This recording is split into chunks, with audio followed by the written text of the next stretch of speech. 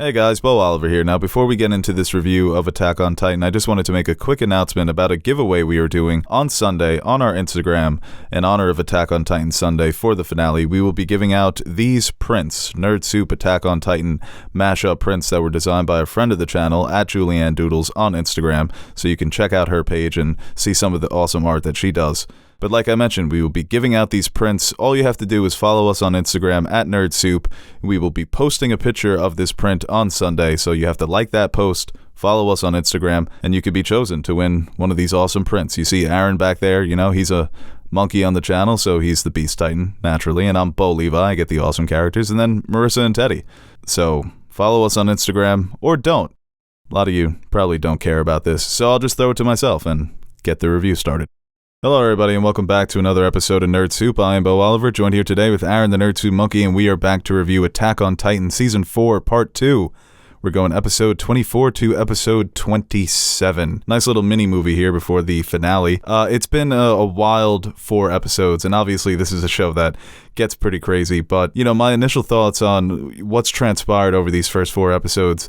It used to be fun to watch all the action and the carnage, even though you knew characters were going to die, that sacrifices were going to be made. The emotional stakes have always been high, but now it's becoming almost unbearable. It's not only for the characters, it's for the viewer as well. You have these certain hero moments where characters are really showing off how much they've grown in terms of their combat skills, but it's taking so much out of them. They're sacrificing so much. It's not their lives. It's, how do you settle down and live with yourself after going through this, after experiencing this? And even in the smaller moments, you're seeing it with characters like, I think Jean over these last 4 episodes has really stood out. Mm-hmm. And of course, Reiner, Connie, Armin, kind of having to live with your failures and also realizing that there are things you can never change and get back. I don't know, how have you felt over these past 4 episodes? I honestly think last episode was like one of my favorite fight sequences from the entire show. I remember when I asked you, like, what do you think of like the last couple episodes? You're like, I'm not even having fun anymore.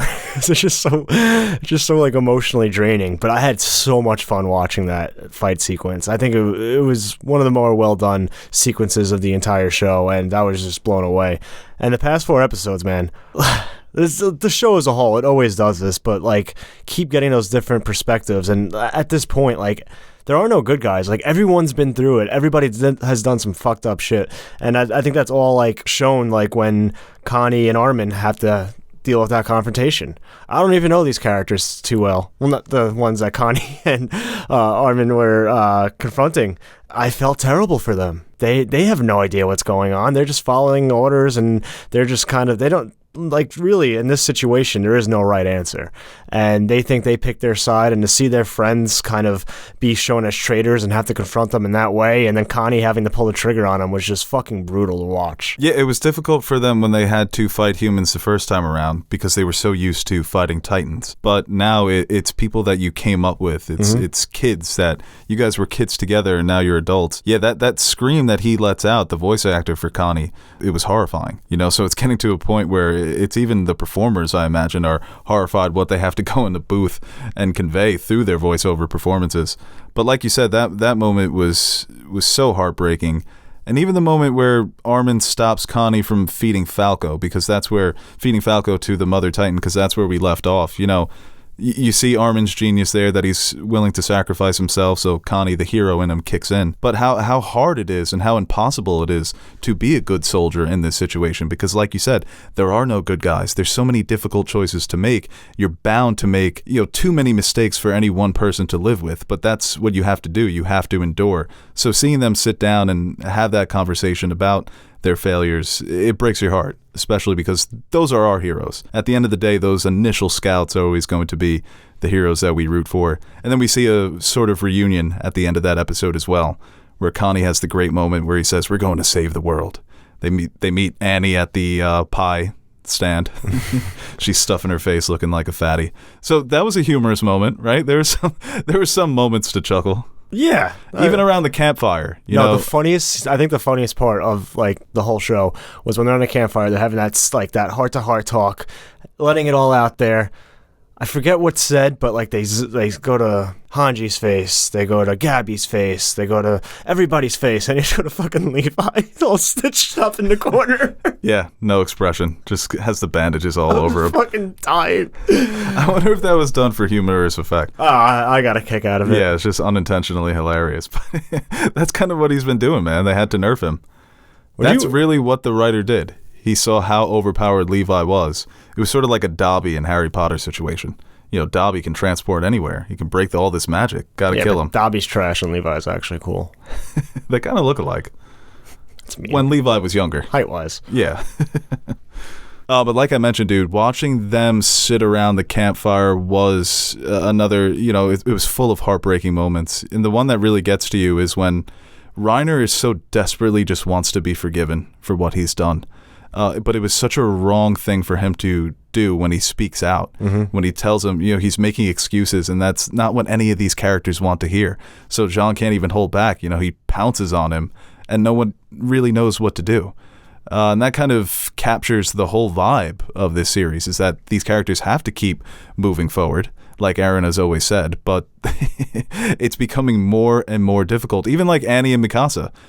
I think she finally realizes, it's not about her pressuring Mikasa into killing Aaron. It's about her pleading. Yeah. Please let go of your love for this person. Let somebody kill Aaron. Right, but she keeps coming to tears because she finally understands what Aaron means to her. Yeah. I think through the realization of what her father meant to her, realizing that her hometown is being destroyed, that it's such a difficult thing to ask. Even though it seems easy, right? Aaron's about to go commit genocide. We have to take him out.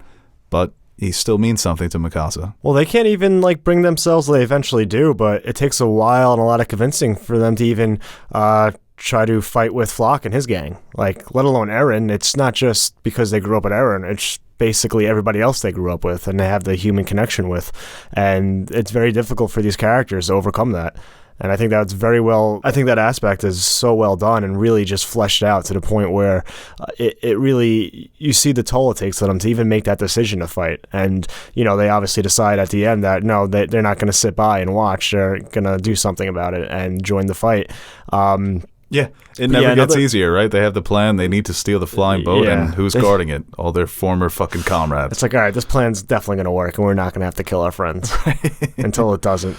But, you said another funny moment was Jean, right?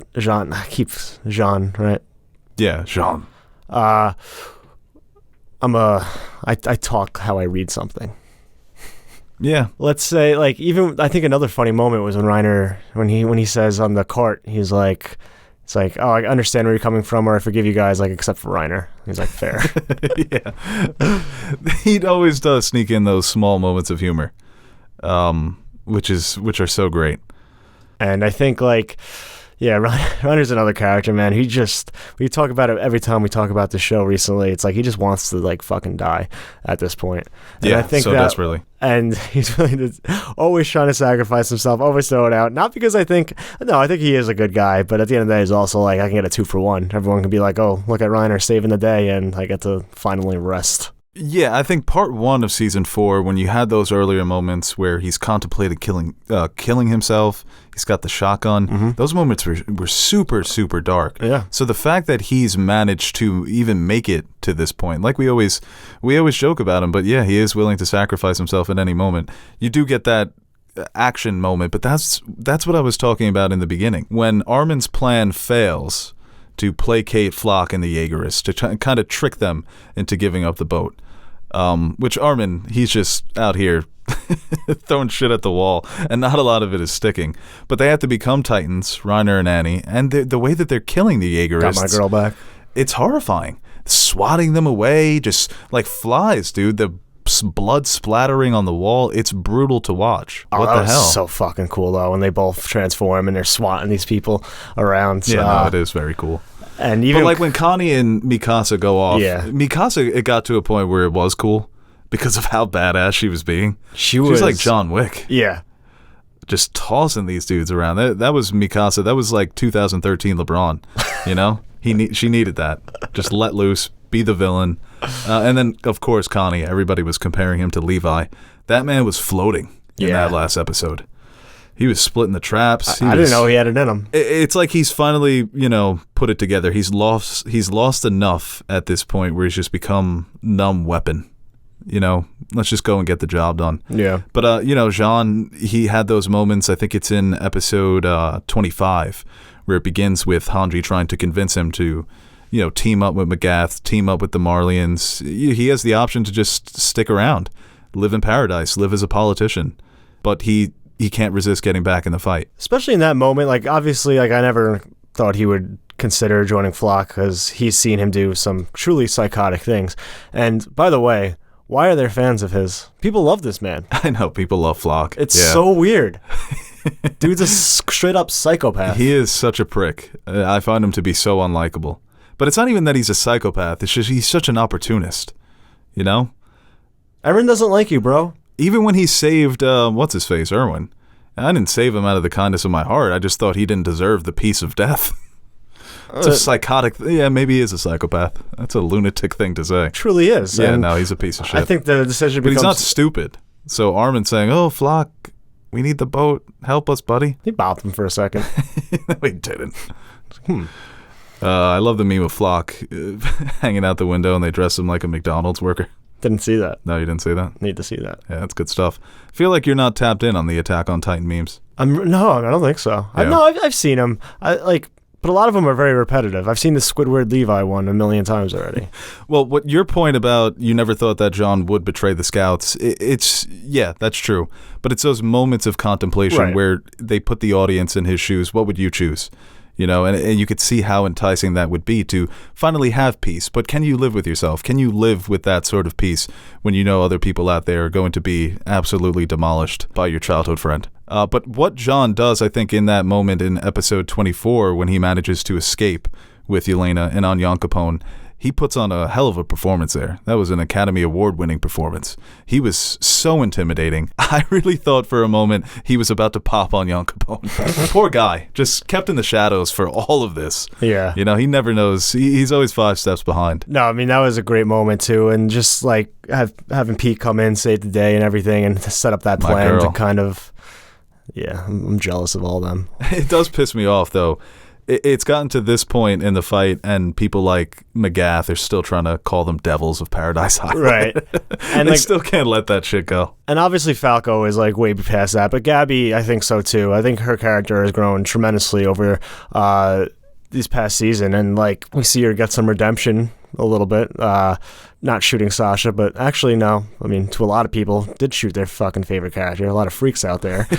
But I thought that was a nice parallel. Her shoot her with another shot, but being able to save the day in that sense. I think her character has gotten so much better. I think she's always been a good character, but a character you can really watch and see how she's changed, and kind of like the opposite of Eren in a way, where Eren really was. They had so many similarities when they were both stubborn, but Eren never lost that. He became even more, but solidified in his stubbornness, where she is taking another perspective and changing and becoming a better person and character because of it. It's almost like the kid version of Eren having to stop the adult version, who's kind of lost all hope. But sorry, go ahead. Well, I'm saying, and just back to their kind of the way they view the situation at hand now and how the two sides are coming together. Obviously we look at it from Mikasa and Armin, Jean's perspective and of all this, and how we followed them in the early seasons. But I mean, the more we got from Reiner, and even with some of the scenes with Bertolt, how it damaged them as well. They're only starting to experience having to go against people that were your peers in the past. This is the start of, they already went through that, and you see how much it damaged them. It's not something where they were fully obviously they were fully brainwashed by Marley, but that didn't change the fact that they grew relationships with these people and ultimately betrayed them and caused them a lot of pain and devastation that sticks with them to this day. Yeah, definitely. I mean, that scene when Reiner is talking about how he killed Marco. So when they have that moment where they're about to confront the Jaegerists, for Magath to say, hey, you guys should sit this out. Just because we've done it doesn't mean that you have to. But as a soldier, you got to have that fight. Because at the end of the day, you're not going to be able to live with yourself either if the Marlians that you're now teaming up with end up sacrificing themselves to fight against your former comrades. But that's why it's so gut-wrenching, and he knows how to throw a wrench into these characters' lives in ways that, I mean, the anti-war sentiments here are just being thrown into our faces in ways that are... I think I'm finally starting to be like, war is not good. But it's every single corner, it's every little crevice of these characters, of their psyches, of how they're being broken. We're seeing every single little crack that could possibly happen, and how difficult it is for them to hold it all together. And all their motivations kind of evolved. I think a lot of them had personal motivations, like look at Annie and her father. But once some of the decisions are made and they realize they cannot save the island, the area where her father is, then you have to kind of change. Like, now, what am I doing this for now? Now it's just about just doing it for the sake of humanity and the world. And look at the sacrifice McGath made with Shandis. Like, that was a sick moment, by the way, too. Like, right, yeah. That was unbelievable. And, like, I kind of felt bad, though, when he tells him, what do you say? Something along the lines of, people remember you as one of the saviors of the world. No one knew you were there, Shandis. No one's going to remember your sacrifice. Right. Because no one knows you. It's just going to be McGath statues everywhere. Yep. Also, I guess we'll talk about that when the movie comes out. But I don't know about Savior of the World. But yeah, that was an awesome moment. Those two characters, they're so similar, and they've meant kind of similar things to the soldiers that they brought up and they mentored. But seeing Peake's reaction, seeing the Marleyans' reactions to McGath, it's one of those moments where you don't really realize what he was to you until the end. Mm-hmm. And I think because they've both lived on either side of the wall that is the Marleyan propaganda that kept the Eldians so docile and so committed to the war cause, that even though he did grow to care for them, he never was able to show it in a way that some of the generals on Eldia's side have, or Paradise Island side. So all the emotions coming out, McGath, he has been such a badass in this season 4, even though, so many of these characters, you don't even realize that we haven't been with them very long. No. But they feel like, part of the gang. Well, I think because a lot of the characters are so well developed and their reactions make you react for them and think of that character the way that they feel about him. You kind of like through osmosis gain the attachment through a character like that. Yeah, and even the relationship that Hanji managed to develop with McGath, you have the two adults in the room. Mm-hmm. They're the two that really did put it together. So, and even with Levi, like you said, he was in the bandages, but he makes his plea and he says, "Hey, I think I would see you in this condition if I didn't desperately need your help." So it'd be a lot easier if they just had him on board. Just Levi, right? In full strength. They're getting the boat. They're getting the backup. They're getting everybody out of there. Oh, right. And what Shadis did, McGath was the only one who knew that he was the one who took out the reinforcements. Yeah. So that's just going to be another mystery. Who the hell took out those reinforcements? McGath. Yeah, McGath. Damn, what a guy. It was probably Levi. Yeah. Just mark it down as Levi. I mean, there might have been an easier way to take it on the boat, but it would have taken away from the moment. No, I was a little confused with Azumabito's plan. He had like 3 Titans, 2 were indisposed, but... Well, I think what they're all realizing now is that time is against them. Mm-hmm. And I guess that's not even... I don't know if there are fans out there who think that they're going to catch up to Eren, but the way that the Titans were moving, they're not. That's pretty obvious. And I think characters are starting to put that together, that their homes are doomed. Which is obviously, episode 28 is called The Fate of Humanity. No, The Dawn of Humanity. Mm-hmm. So rebirth, obviously, something that can follow destruction. And that's what Eren is headed to do. But I wonder how much we're going to get in that episode 28. It's going to, like... Because it's looking like movie. That's annoying to me. Why can't, there's no transparency when it comes to... Welcome to anime. I know. It's frustrating. Don't you like the surprise, though? It's like how Marvel plans everything out 3-4 years in advance. With anime, you just don't know. But I would like to. You want a hint, Oh, yeah, we're going to do a movie after this. Cool. Or season 4, part 3. Yeah, but when it pops up on the credits, you're going to go... No, because I know the story can't wrap up in 22 minutes. Yeah. When 5 of those minutes are going to be intro and a little recap. Rumbling. That's going to be... Dude, but for years, I always used to say on the Game of Thrones reviews, end it with a movie, it's going to make so much money. And I think this is going to be huge. Yeah, we look at the Demon Slayer movie, Jujutsu Kaisen Zero movie, their box office, especially international, but I think domestic it would be massive as well. So... I'm all in for a good cash grab. Get that paper. Get your money. You deserved it. But just going back to like the sacrifices like these characters are willing to make at this point in the game, like even just look at a character like Falco. Honestly, like just someone that young just making the decision that no, I like again in a different way, but I'm not standing idly by. I have this immense power and I'm going to use it to help protect my friends, even though I don't fully understand how to use it yet. Yeah, right. He attacks Peak at the end, and it's Magath who has to pull him out of it. But yeah, he does make that decision. He risks his life. That's what the warrior candidates have been born and bred to do, but at least in this moment, it is more of his choice, because it's not the typical war that Marley has been fighting all these years. It's a war that they are not fighting. It's their fight. Go ahead. Yeah, that was another funny moment when he cuts his hand and he just doesn't know. He's like, look. Right, they're like, Falco, yeah, it's like, is there an on switch? It's not happening. Yeah, like, are you guys sure I'm not a Titan? Just fucking passes out from all the blood loss. It's got to be the other hand. People were wondering how that was going to look in live action. I like the design. Yeah. I think it's obviously different from the previous wielder, but it's unique. It's like a little helmet. He looks like the Pokemon that carries around the bone. Cubone? Cubone, yeah, Cubone. I like Cubone. Yeah, he's cute. And so is Falco. And once again, Gabby was the one who was always destined to become the best of the new warrior candidates. She was the best soldier, but it's Falco in this moment, and also Gabby who managed to help save the day. But Gabby with that sniper, like you mentioned, man, she's a good shot. And going back to, the development of these new characters, it was such a genius idea to introduce the new generation of warrior candidates. So you get that kind of perspective on what Reiner and Annie and Berthol also went through those flashbacks. But you have these new kids who, it looks like they're going to get some sort of new lease on life, I would imagine. I don't know if the kids are going to fucking die. But, it speaks to, there's, I guess, hope for the next generation. This isn't something that needs to carry on and carry over. And even, with the power of the Titan, it's sort of that metaphor, inheriting the sins of the past and the carnage and the battles and all that stuff. That's why it's so important for these characters to, even if they can't salvage, they have to salvage some semblance of a world.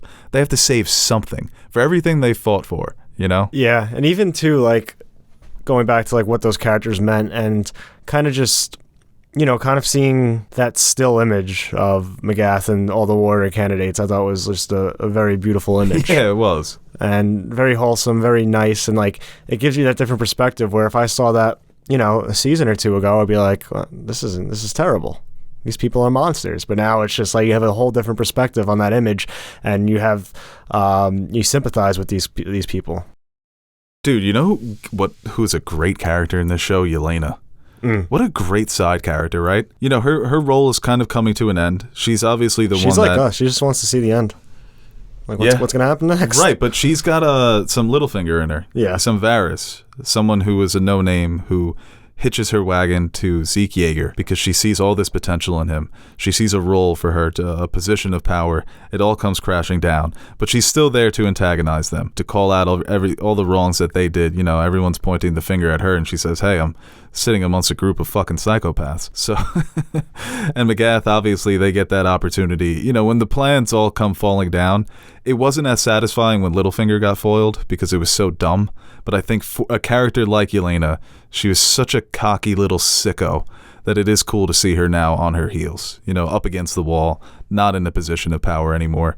But like I said, just a nice little side character. Where you're satisfied with everything that she's done, Like I said, the whole cast of these new characters over the course of season 4 have all been great and so well developed. Right, and I mean, that's a testament, too, to how strongly developed the characters that we started with are, where you can take a little bit of a back seat, but you don't lose much. You're getting so much with Armin and Mikasa, I think, through their failures and through the realization of living with this hard reality that it's not going to be a happy ending where the three of them all resolve this war and then they go on to live happily ever after. So it's been so difficult to watch them put those pieces together for themselves, especially Armin, man, because when you're living with the legacy of being brought back to life in favor of the George Washington of that universe, and you're just not living up to it whatsoever. Yeah.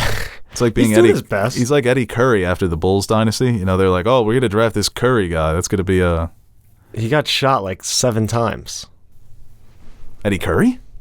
No, Orman. Oh, I was gonna say when. Bullet holes all over himself. Oh Like, yeah, dude, we didn't even talk about that. That Yeah. was some horrifying 50 Cent stuff. Yeah, dude's fucking jaw got taken off. I guess, you know. You could survive that, yeah. With You the know, if you Titan, got the yeah. Titan abilities. Well, It's weird. It's creepy. Well, the whole time I was like, is he going to have to transform to survive? And if he does, he's just going to let a nuke off. Right. No, that power is not great for battles like that, where you need to be nimble and agile. He's really just good for destroying shit, like in so season cool. 1. Not cool, but like it's just really interesting how that's the Titan that he has. A character like that having a Right. fucking nuclear bomb, colossal fucking Titan at his disposal. Well, yeah, that's the episode in season 4, right, where he catches all those bodies at the port, and Yelena brings it up in episode 26 or episode 25. And yeah, that's something that hit him so hard when it did happen. And like you said, he's a character that's always looking for the peaceful solution. You know, we haven't seen much of Aaron over these last 4 episodes. So I imagine that in the final episode, we're going to get some of his perspective. Maybe we'll take that journey with him a bit, get treated to some of those horrifying images. I love that TikTok where it's somebody dancing and it's like me getting ready to witness war crimes every Sunday. That's really what it is. What new war crimes are your favorite characters going to commit? Aaron's got like a whole bunch of them. But I feel like he's still in already. What more can he do? Yeah, that's the thing. It's Just more of what he is currently right. doing? It's good to just be more, right? Yeah. No, but I think Aaron maybe, you know, they bring him in at the end. And that's how they tease the movie, that's going to be the confrontation, everybody versus Aaron. I mean, you just have to deal with it. There's going to be a movie. How long's the movie? You have to say it has to be close to 2 hours, right? Yeah, I would think so. Jujutsu Kaisen 0 was 2 hours, so it's not out of the realm of possibility. Well, 2 hours, you assume that's almost 6 episodes, right? Yeah, I think that fits. Yeah, imagine on the big screen, big bowl of popcorn. I'm telling you, bro. The movie budget animation? No, I don't hate the idea at all. I just would like I would like to be privy to this. A little funny side note. One of my buddies I play hockey with, he watches Attack on Titan, and I'm like, oh, did you like it? He's like, no, I'm like 4 weeks behind because I'm still waiting for the sub to come out. I was like, you fucking loser. The dub. Oh. It's like the dub's behind. Yeah, the dub is always behind. I'm like, oh, I'm not passing you the puck.